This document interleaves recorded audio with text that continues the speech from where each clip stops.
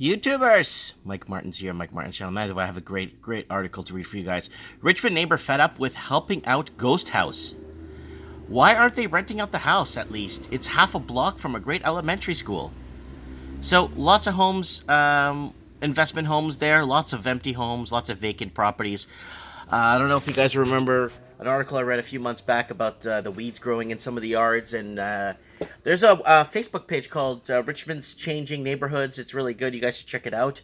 It's really good, and it discusses the changes and the transformations happening in Canada.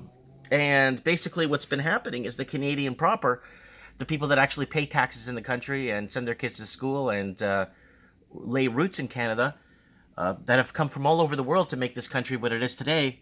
Well, what it was 20 years ago, but have basically it's gone. We've lost the war, and Anyways, let's keep reading here. For 6 years, Richmond resident Laura G has helped her neighbor pick up letters scattered on the property and push their green bin out on the sidewalk, but she's never given a word's thanks. In fact, Miss G has never met the neighbor. Yeah, that's usually how it works. Yeah, remember I told you guys in Vancouver? What's the point of buying a house in Vancouver? The neighbor to the left you'll never know, and the neighbor to the right's going to hate you. What's the point? Half a block away, Alfred Dixon Elementary.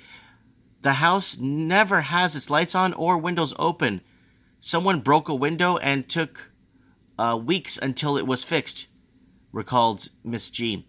She assumes no one lives there, and the green bin, Galanders and her children have to step around on their way to school constantly reminds them of the fact. The bin always there and on the gravel. The Galanders left on Wednesday for the city to pick up on Monday. And it was left there afterwards, said Galanders. I push it back every single time because it's in our way. There is no sidewalk. You have to either walk around on the wet grass in the morning or on the road, where a lot of cars are driving to and from the school. She also picks up letters and flyers blown out of the mailbox from time to time and puts them in the yellow recycling bag. In the first years, I felt it was being a good citizen and a good neighbor, Glanders told Richmond News. Then I thought one day I would meet them and tell them I've been putting their green bin away and explain that you need to put it out and pick up every day. But it's been 6 years now, and I'm just frustrated and sad that a family can't live there. The owners, obviously not interested in living there or having anything to do with the neighborhood. Now I'm starting to feel resentful. The breaking point was when the bin full of grass was knocked and spilled everywhere, and the grass was left there for 5 days. Finding it too heavy to lift the bin herself, Galanders called the city. They said that they would leave a note, nothing that the bin was put out too early. But no one ever sees the note because no one lives there, said frustrated Galanders. People talk about speculation tax. I don't know much about it. Maybe it will help if they get fined or taxed, so they are more likely to rent the place out to people who will take care of their own green bin. City's options are limited. The city of Vancouver bought in empty homes sales tax in 2016 as a tool to encourage owners to rent their empty homes. Those who are not using the houses as principal residents or who have not rented it out for at least 6 months in the past year will be charged 1% of the assessed value. However, such tax does not exist in Richmond yet.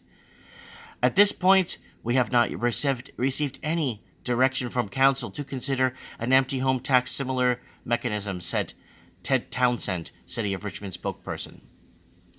As this approach largely untested, we want to wait and see effectiveness and impact of such measures, such as Vancouver nearly introduced the empty home tax before determining it. I'm just burping here. If such measures would appropriate for Richmond. Here, I'll show you guys. Remember, I'm teleprompter free, and I can't read, so but I know. Just go to France. Think you guys need to...